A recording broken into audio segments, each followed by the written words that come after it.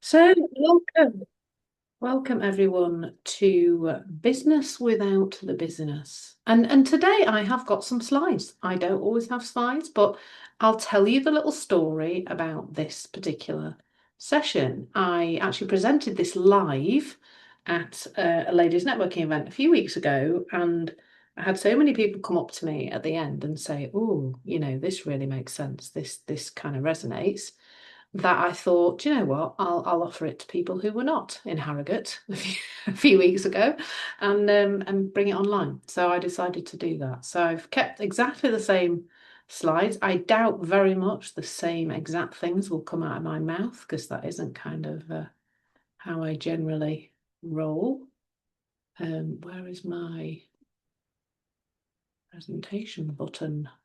Oh, we've got all this technology thing, haven't you? Why don't I have present? Hmm.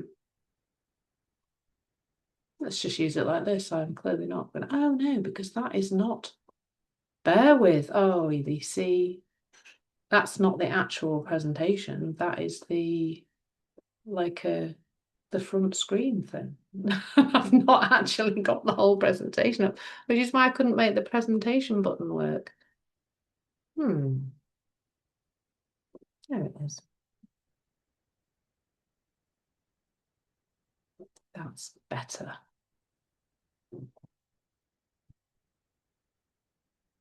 Wouldn't be life without a technical hitch, would it? That would just not be normal for most of us these days. That's better. Now I can present it. That's better. Fabulous. So this is a different conversation about success. Success is a really interesting concept, I think. I used to think it meant a certain thing. This is what life should look like, and it's about, a massive drive up the career ladder, as it was for me. But these days, I think it's something very different, and something much kinder to myself because I've learned to be a lot kinder to myself in recent years. So it's not about creating success in your business. It's about seeing that business doesn't have to be powered by pressure. So I'm not going to give you loads of tools and techniques on how to make your business better, but it's about seeing that when our business is powered differently from within us, it has a very different flow to it, and it has a flow which perhaps feels a little easier than it would otherwise. So more effort does not always mean better results. So for me, this is very much kind of front and center of my business right now because I very can very easily fall into the trap of pushing and hustling and doing more. And what tends to happen is I tend to have a nice intuitive nudge about something, a sense of direction, and then I make that into business very quickly. And you'll all know I talk about intuition a lot. I talk about listening to that inner knowing. But I find it very easy for me to go from that to efforting. You know, this is my idea. And instead of just like gently following the nudge and the next nudge and the next nudge, I get a massive plan about what it's supposed to look like, and then it becomes an effort. It becomes hard work. And I've seen that recently in all sorts of different parts of my business, including the Viva event, which is an event that I'm involved in organising in Spain, that I've got very much into doing lots of work. Now, what I've also seen about this statement is that when we do follow those nudges in a quieter way, and we just follow them step by step, and we don't get too far ahead of ourselves, and we don't create lots of expectation around even what the result should be of this thing we're exploring, it seems to me that things move better in a more gentle way, in a less heavy way. And that as we follow those intuitive nudges, the universe drops the support that we need. So it might be that we meet somebody who can help us with this project that we're working on, or just the right group of people turn up who are interested in it, or that kind of thing. It's that the teachers that a couple of teachers I follow, Dominic and Grace, they talk about cooperative components. As you follow those intuitive nudges, the cooperative components come in and help us. And that means there doesn't have to be as much work. There doesn't have to be as much effort. There doesn't have to be as much pushing. And that creates a jolly nice experience of life, to put it mildly. So the problem is not ambition, because let's all admit that we want to have thriving businesses, that we want to help the people. I mean, for me, a lot about the ambition is that, to help as many people as I can. I know I'm with a group of people who kind of work that way.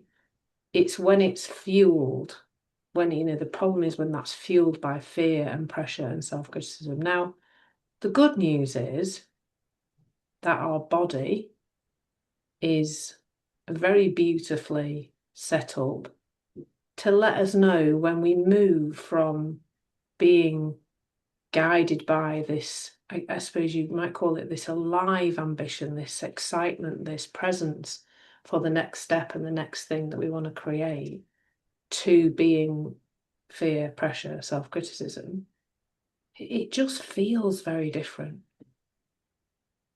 It feels so different.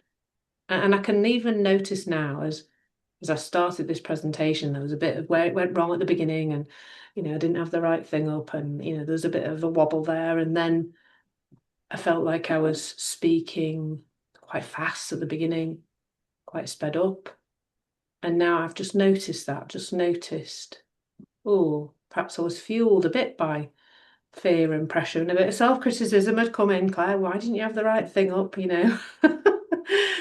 All of that came up, and now I can feel that I'm settling more into the present moment and sharing something that I hope is resonating with you. So here's a little question. I'll just I'll stop the share, and if you just want to put it in the comments for now. And what's the loudest thing in your head right now? And I'll have a look at the comments when I'll get the chat up. Yeah, what's the loudest thing in your head right now? What kind of comes up, or maybe what comes up, maybe not right now, but on a regular basis? What's the loudest thing? What kind of vies for your attention, particularly around your business? Yeah, like that one. Being behind on admin. Content, yes. Yeah, am I doing enough? Am I saying the right things? Am I showing up where I should be showing up? Am I on the right platform? Yeah, that can just get so noisy. But yeah, I can relate to that, Emma. Being behind on admin, definitely. Yeah, marketing for a new clinic in Exeter. So exciting. No, not exciting. I feel like more pain in the what. Yeah, I totally get that. Yeah. Marketing, I think marketing often is on people's minds. It's one of those things that, many of us who want to help people perhaps find that one of the least easeful parts of our business. I think for me, it's the quite a lot to do. It comes, the list is quite long, and some of you will know that my business partner in Viva has fractured her shoulder, and this time she broke her wrist early this year. She's now fractured her shoulder, opposite hands. So suddenly, there's a bit of that kind of thinking about keeping up with things, but maybe we don't need to do as many things. And maybe you've noticed that the stuff kind of gets done. And the less we think about it, the more it just sort of seems to get done. That even you suddenly go, oh yeah, I'm actually on top of my admin now. Or actually, yeah, the marketing for the new clinic in Exeter sort of happened. I remember just before I travelled to Viva last year, I was going to Spain for quite a while, and I had quite a lot of complicated packing to do because I was bringing some stuff, and then Bruce was traveling a bit later, so he had to bring other stuff, and a few things still need to get, and it's like a week to go, and I'm talking to my coach, Grace, and I'm like, I've got loads to do before I travel, I've got loads to do. And I'm launching this Insight Timer incubator, and I've got all these things going on. And I've got to pack and da da da. And I was like, all wound up about it. And she just said, what would it be like, Claire, if you just got ready to travel? Because I was like, I'm about building a new landing page for something. Stuff that didn't really need doing in the week before I traveled. And I just went, can I really do that? Like that felt quite challenging because, to tune into being busy a lot.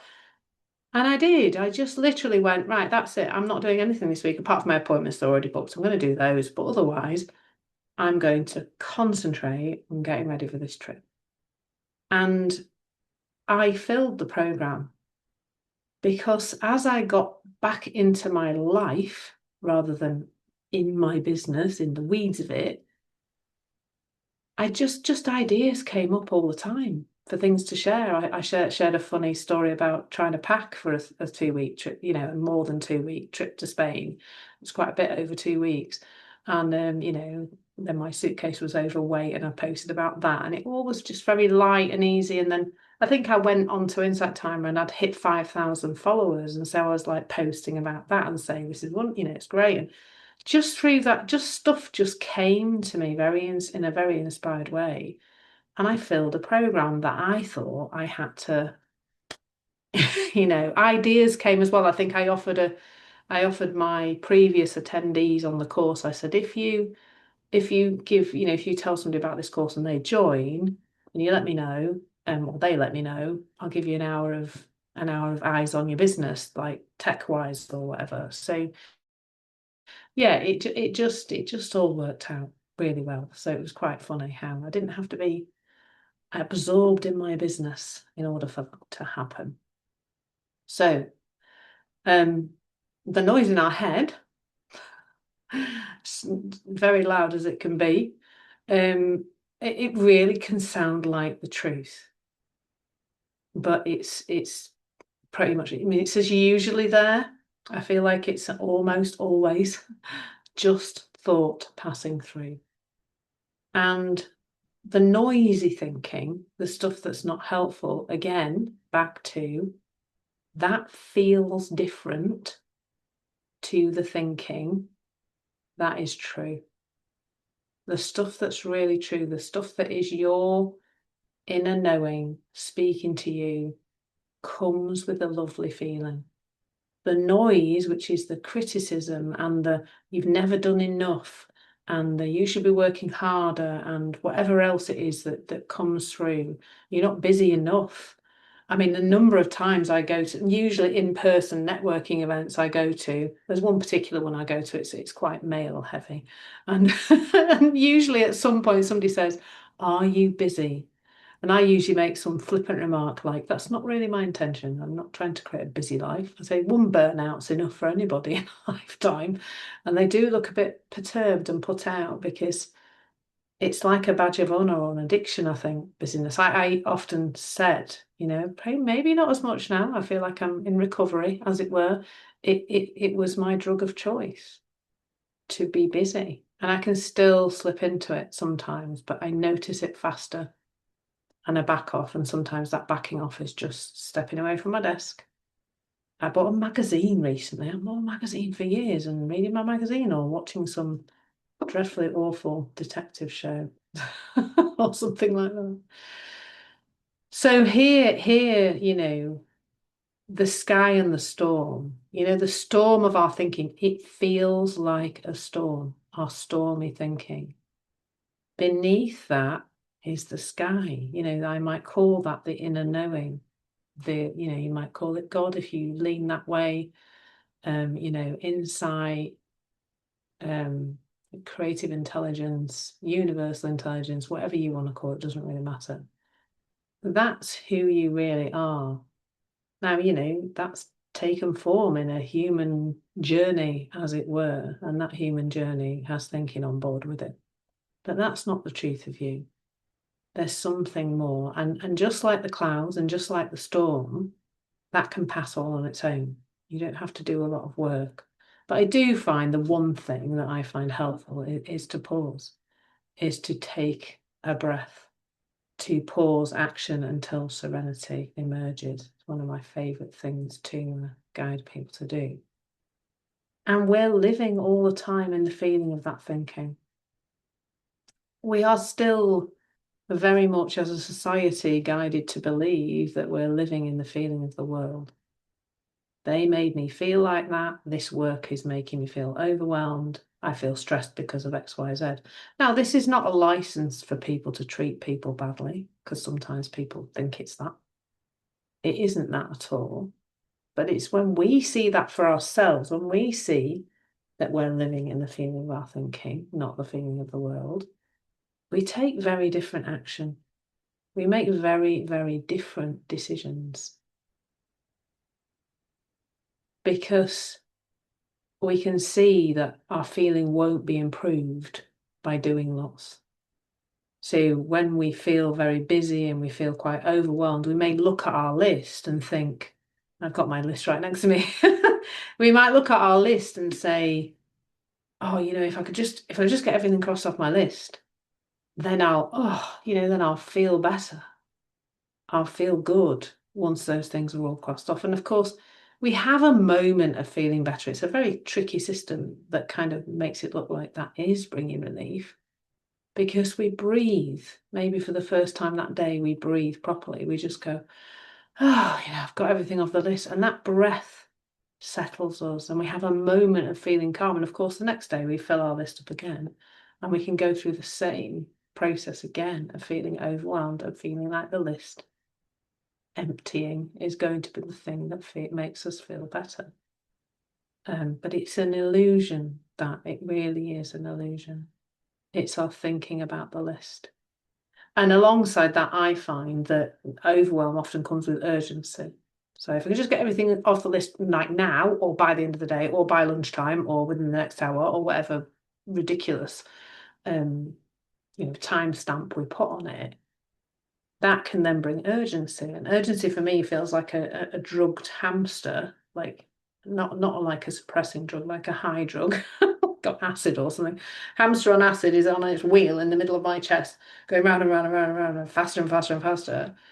And I used to think that means go faster, Clare. Do more, Clare.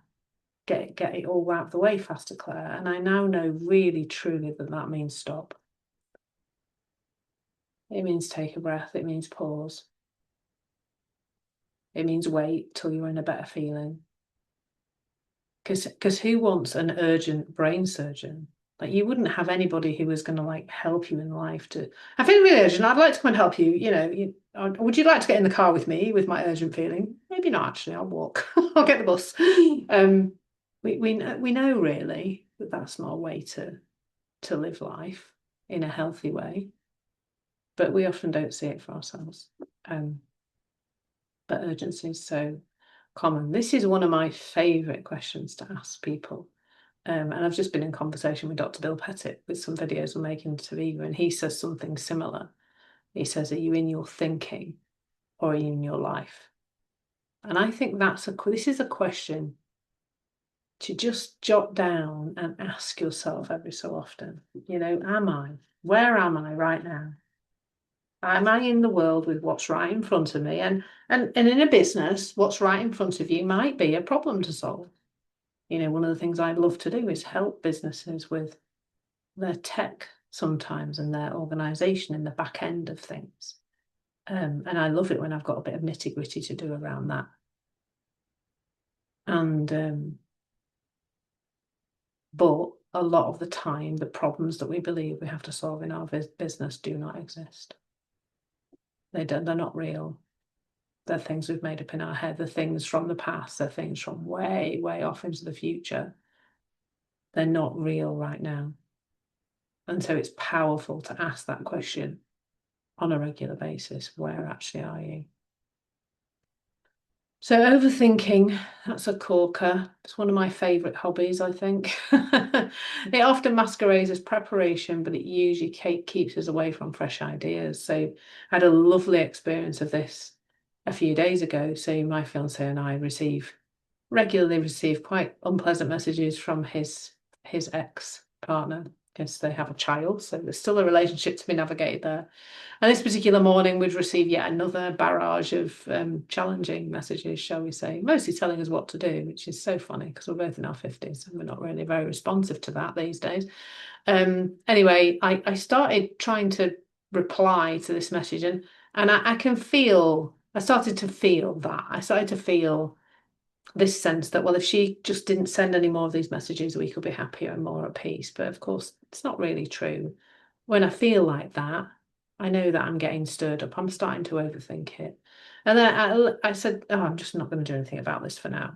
But then as I went for my walk, I started to kind of try to work out what I could say, what I could get her to, how could I get her to stop? How could I get her to, like apologize and stop being awful? Which is just so funny. But yeah, but as I was walking and my mind was beginning to churn, this little voice said, this quiet little voice just said, you do know that there is no answer in your thinking, don't you? And I kind of stopped. I think I stopped walking because I was like, where's that voice coming from? Is there somebody behind me? But it wasn't. It was a sensible part of me. It was the quiet part of me. And even hearing it say that, I suddenly felt so much more calm. And I just dropped it because it didn't make sense to do anything else. There was a realization, an insight there that I was not going to find the answer in my thinking. And for many of us, that is where we think all the answers are.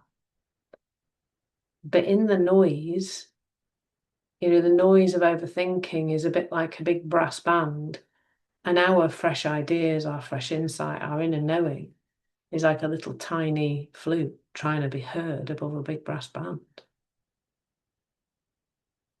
The overthinking of the brass band, when that stops, we hear something fresh. We can hear something new. We can often hear the one thing that means all the other things just disappear. Or nothing needs to be done. And I think everybody's seen this. We've all had that moment where we've had a tricky email from a client or from, a colleague or whatever, or a boss back in the day when we had bosses. And we start sort of going for it with the email reply. And then we go, oh, my mind's worrying about this. We know to back off. We know to leave that till later. I'm not teaching you anything you don't already know, really. I'm just making it perhaps a little bit more explicit. So this one is a corker for me because I think I still can get lost in my value, my worth in the world being tied to how much I get done. And it's all very unconscious. It's really innocent, but it can be quite insidious. It can be like, if you just do that, you just do that, you just do that. I mean, even to the point where, it's very easy, I think, for us to tune out our bodies here and stay at the computer when we're tired and keep going. And my favourite one is, it's all girls together, so it's fine. That the thing where you really need the loo and you are, jigging about in your chair like a 5-year-old girl because you're just going to finish this thing before you'll let yourself go to the toilet. It's just like, why? Why would you do that? But I can be like, I'll just finish this, just finish this, and then I can kind of reward myself with a trip to the loo, which is actually bonkers when you think about it. Um, and it means often that we don't rest enough, we don't stop enough. And again, when we're settled, when we're rested, when our mind is calm, we can access something like otherworldly that is not available when we are tired. I know, really know, like yesterday more, over the Monday and Tuesday, I did more exercise than my body seems to currently want me to do. Um, and I felt quite burnt out really by Tuesday. And I knew something was off because my sleep went Monday and Tuesday as well. My sleep was really off, and I'm sure it was I overdid the exercise. And so on Wednesday morning, I was just a little bit grumpy. And I kind of knew that I needed to just rest as much as I could. So I had some appointments booked, which I did, but otherwise I tried to just do as little as possible, just rest a bit more. I did spend a couple of hours watching drivel on the telly in the afternoon because I knew that's what I needed. I knew I needed rest, and I have got so much better at that. It's like seeing that rest is part of your business. Sleeping enough is part of your business. Looking after yourself, eating, all these kind of Clare Diamond, one of the teachers that I know, she calls them no-brainers. There are some things that are just good for us. And if we are, for most, for all of us here, we're our business. There isn't anybody else going to pick up the slack if we can't be in our business. And it's seeing that when we're rested and well, that is all just so much easier. I know that when I'm tired, I'll be trying to do something and it'll feel so hard. And like there was stuff yesterday I kept trying to do. I was like, I just can't do it. This morning I've slept so much better. I feel a lot better. I seem to have got over the exercise crash a bit. And yeah, I've got stuff done that felt really hard when I was really tired. It's sleep, rest. But it can feel scary to do that because we've grown up, all of us here probably have grown up in a world where rest was virtually illegal. It's just like, people, and even now, people work such long hours. I mean, when I was a teacher and when I was a head teacher particularly, my hours were just ridiculous. Regularly worked a 16-hour day, 12 to 16, just ridiculous, absolutely insane. Not possible, really. And so, following on from that, doing nothing is often the most productive move, which blows people's minds who, busy addicts like me, doing nothing. What the heck are you talking about doing nothing, Claire? Are you drunk? Have you been on the sherry before you came on? No, I'm not that old. I haven't been on the sherry. But that sometimes I find if I've got a lovely comfy chair, it's actually my dad's old recliner. And I sit in that chair sometimes and do nothing. And that's quite hard for me. I quite find it difficult sometimes, but I do try to just move in that direction, especially when I can feel like, when I finished this session today, I was going to do something else, but I'm done. I can feel that I'm done. I can feel that I'm ready. After this session, I'll be ready to rest. But also, like the space that we create when we do nothing can be so productive. It can be the stuff that I find comes from that space, doing nothing, it might be like nothing in my business. Sometimes it will be just going out for a potter or going to the nature reserve or, just going to my dance class. I had I've started a dance fit class in the village with the ladies who are mostly retired. It's quite funny. I go for a coffee with them sometimes and they're sitting having a coffee and I really have to go back to work now and stop pretending I'm retired, ladies. I've got to go. But I went to the dance class one day and a bit of me was saying, oh, you haven't really got time to go to dance class. It's in the middle of the day. And I went, no, I really want to go. So I'm going. So I went to it.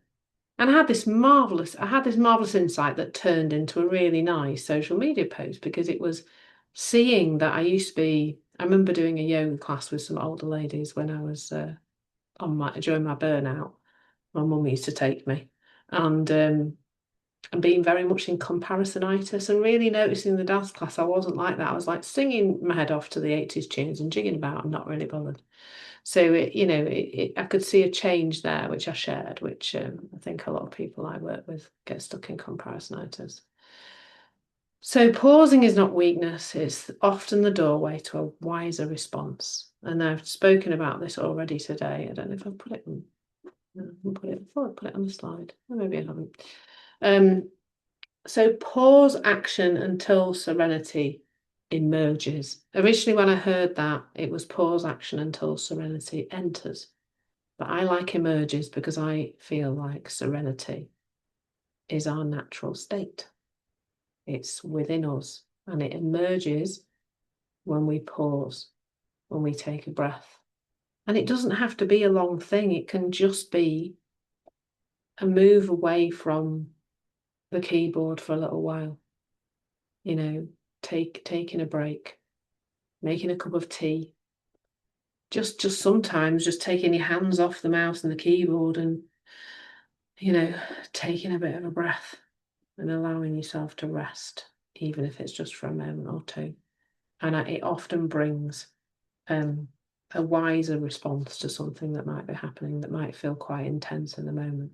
Remembering that the intensity of that feeling is coming from thinking about something, not the something.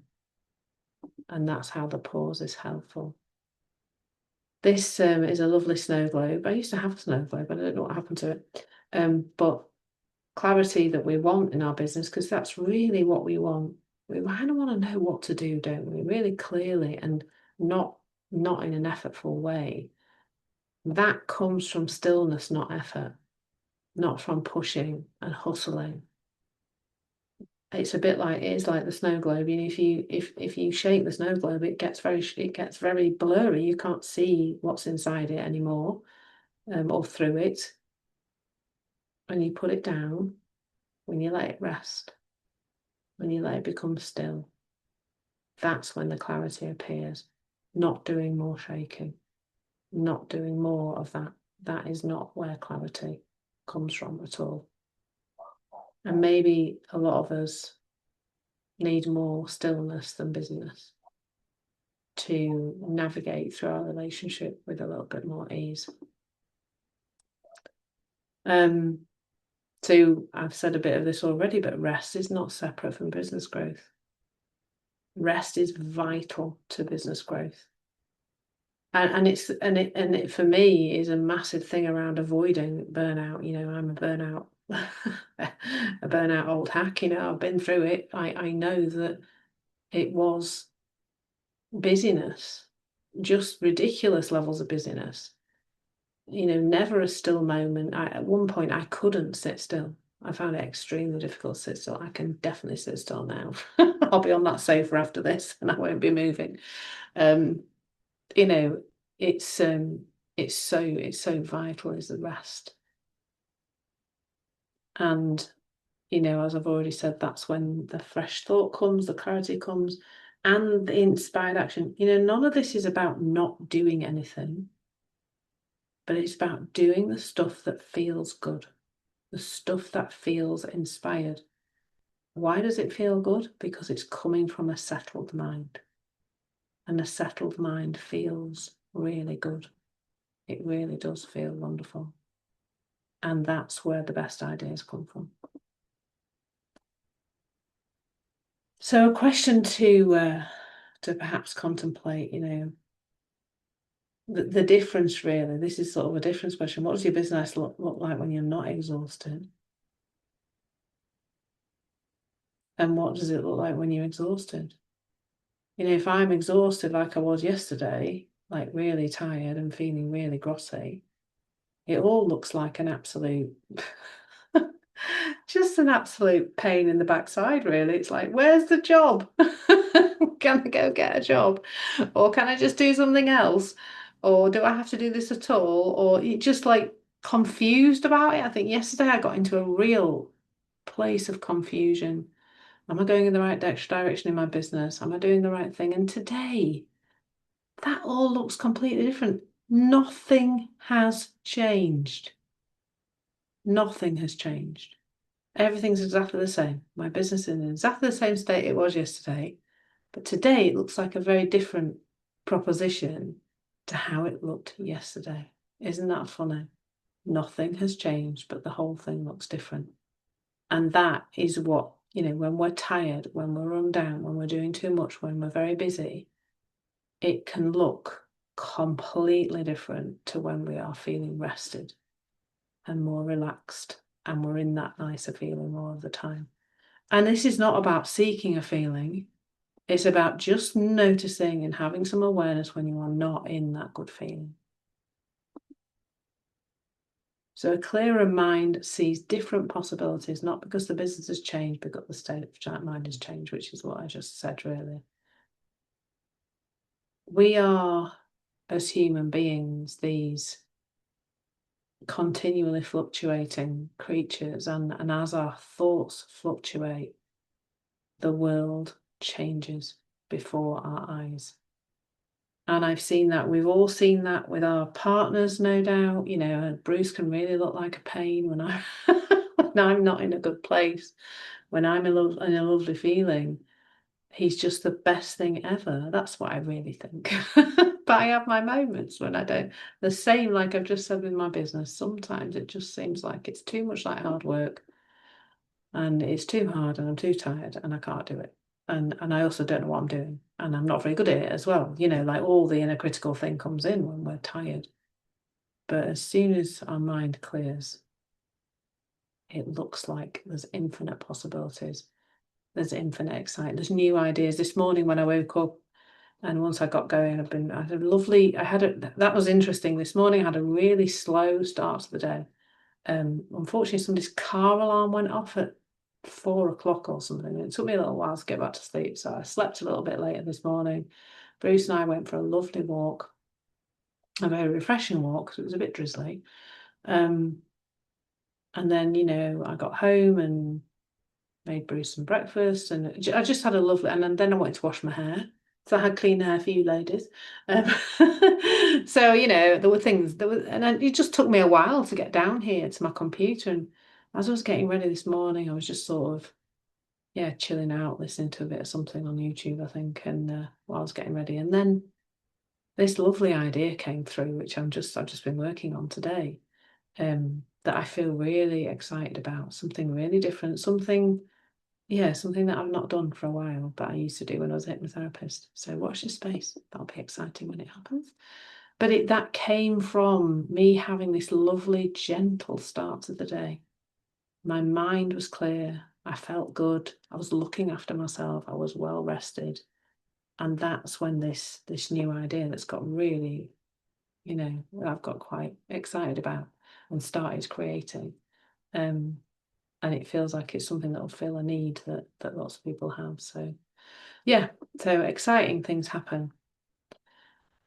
So what would happen if you stopped trying to fix yourself? Because I think alongside all of this as business owners, when I got into business the first time in 2016 with my first business, I very much felt like there was a lot to do to fix myself, to make myself be more productive, to make myself be busy. And that created even more noise in my system, lots and lots of noise in my system. And it directed my attention towards all the things I thought were wrong with me, which really wasn't very, very helpful. And I'm here to tell you that you don't need endless tools and techniques to fix yourself. What I've been speaking to today is this deeper possibility of seeing that you were never, ever broken, that you're okay, that metaphor I shared earlier of the clouds and the sky, that you are this infinite blue sky. And, you know, when you think about the sky, it stretches, just goes on and on, doesn't it, into infinite galaxies and universe, beyond the universe, beyond the galaxy. Like it just goes on and on and on and on. And the clouds, they're just these fluffy bits of water that, I mean, they're pretty spectacular actually, because thought is pretty spectacular in what it can create. I was watching the clouds the other day and I just said to Bruce, God, isn't it amazing? Like all the different shapes and colours of them, and you know, how they just hang there in the sky. Like they're amazing too. Let's not forget the power of our thinking and how wonderful it is. But let's really remember that we are something other than that. That we are that sky. We're not, you know, we're not the clouds. And this is one of my favourite quotes, which I think is I'm finishing. Yeah. All you are is peace, love, and wisdom, and the power to create the illusion that you are not. That's it encapsulates everything. It's probably one of my favourite 3 principles quotes, actually. I spent a lovely weekend with Jack Pransky a few weeks ago in a deep listening retreat. And he spoke at Viva last year as well. So yeah, it's such a powerful, it feels like truth to me, does that. And it's just worth remembering when we're feeling stirred up, when we're feeling really busy, when we're feeling like it's all a bit too much. to remember who you truly are underneath all that very powerful thinking that's creating illusion that you are not those things when you really are. So I'm going to stop the share now and say hello to you all again. Yeah, I'd had a contemplated offering a program off the back of this, but it hasn't happened. So what I would invite is that anybody who, you've got my email address, you know where I am because you've had the emails for this, but if you wanted to explore this idea of business without busyness on a deeper level, then just reach out to me. We'll have a discovery call. My first call or two is usually on me, especially if we start to connect on the first call. I always like to hear from people a second time, otherwise they just disappear and I don't know what's happened. So has anybody got any questions before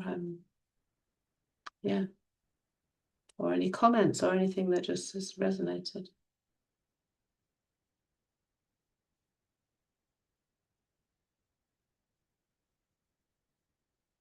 If not, we'll end there. I hope you found that helpful, and a different kind of perspective. No questions?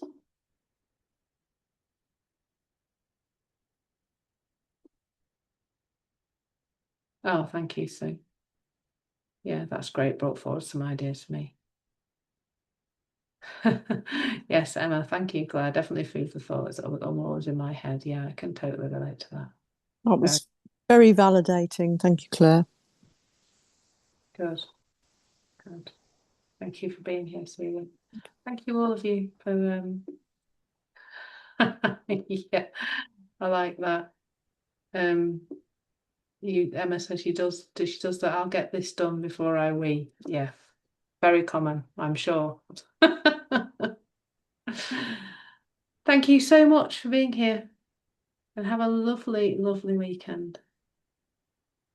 Take care, everyone. Lots of love. Bye. Bye. Bye.